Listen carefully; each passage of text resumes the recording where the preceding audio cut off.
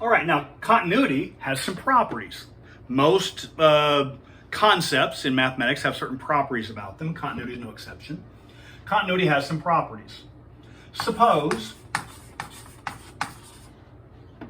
f and g are given continuous on some interval I. It could be an open interval, closed interval, infinitely long, it doesn't matter. On some interval I, the functions f and g are known to be continuous. Then the following are also continuous. 1. K times f. If k is a constant multipliers multiply along. So if k is a constant,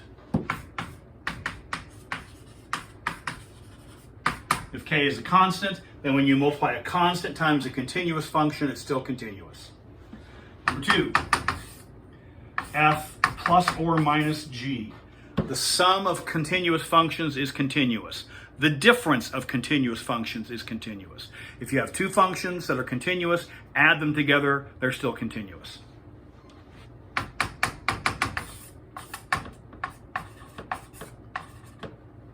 The product is continuous.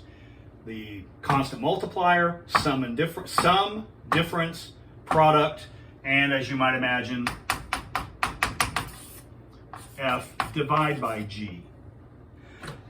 There's one requirement. This is assuming g is not equal to 0. Anytime you have a fraction, you need to make sure to assume the denominator is not 0. And f circle g. The composition of any two functions are continuous. If they're continuous, we have to take into account the domain and the range, and if that's done properly, we have that correctly done. All right? Now, here's the net effect.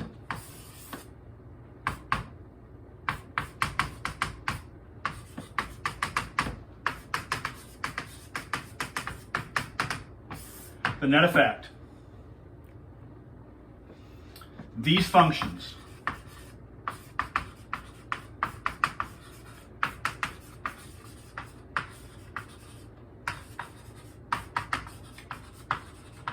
are continuous on their domains. All of these functions are continuous. If you want to find where the function is continuous, you find the domain of the function.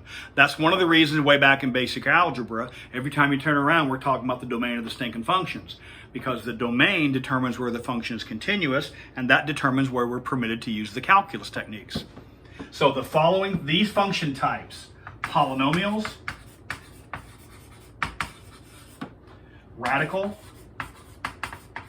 so square root, third root, fourth root, on their domains are continuous. Rational, right? That's any fraction function, assuming denominator is not equal to 0, and any trigonometric functions.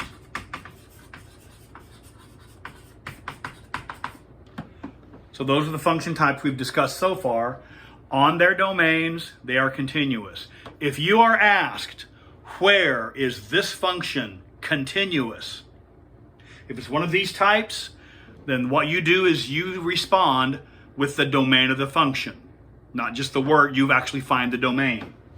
So let's play that a little bit.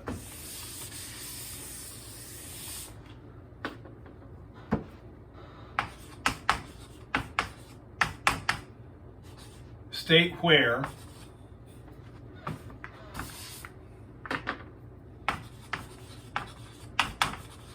the function is continuous.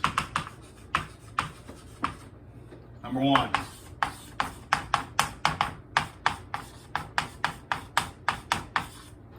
Where is that function continuous?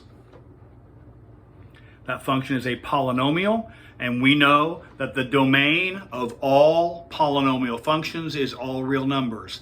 The domain of all polynomial functions is all real numbers. Therefore, forevermore, a polynomial function is continuous.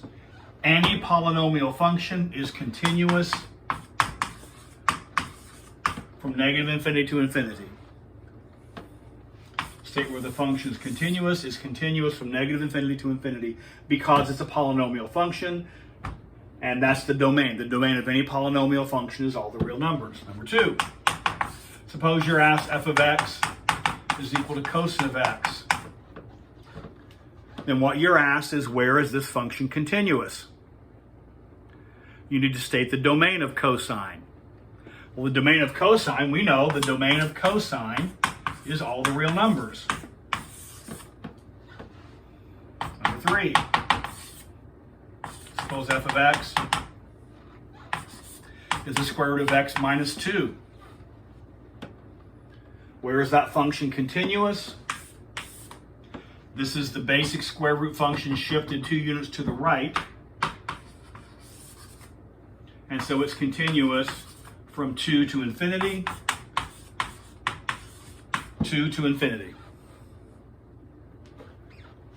Continue. Where are these functions continuous? Where are these functions continuous?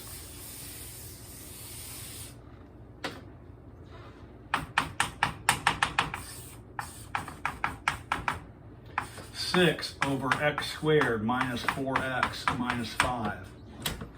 This is continuous everywhere except where denominator is 0. So where does this denominator equal 0?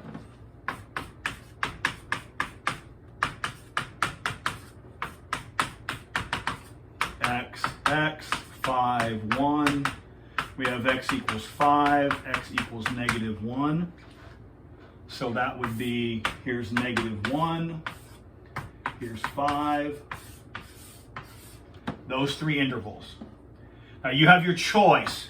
You may, if you wish, and a lot of students like this version, union, negative 1 to 5, union 5 to infinity. A lot of people like using the intervals. I like to do this. I just like to say all the real numbers, and then you accept. You subtract off the set, negative 1, 5. Everything except you throw out negative 1 and 5. So I don't care which of those you pick, but either of those is sufficient. You find the domain of the function. Let's do one more that's a little bit tricky.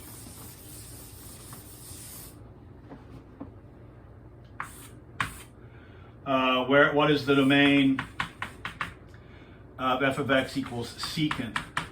Now you need to make sure you remember the domains of the trigonometric functions from your glory days in basic trigonometry. Remember, secant is 1 over cosine, and secant is undefined anywhere cosine is equal to 0. And so that is all the real numbers, except you throw out the odd multiples of pi over 2. Odd multiples of pi over 2. Odd, 2k plus 1 is odd. Multiples is multiply pi over 2. All the reals throw out odd multiples pi over 2. So you need to know how to state domains and as sets. You need to know the basic domains of the basic functions. The function is continuous on the domains. If you're asked where it is continuous, that means you're asked to find the domains. All right? If you're asked to find where it is not continuous, if you're asked to find the discontinuities, then you're being asked to find these numbers that got to get thrown out. But if you're asked to find where it is continuous, your answer simply needs to be the domain of the function, and then you would write out the domain of the function for that particular function type.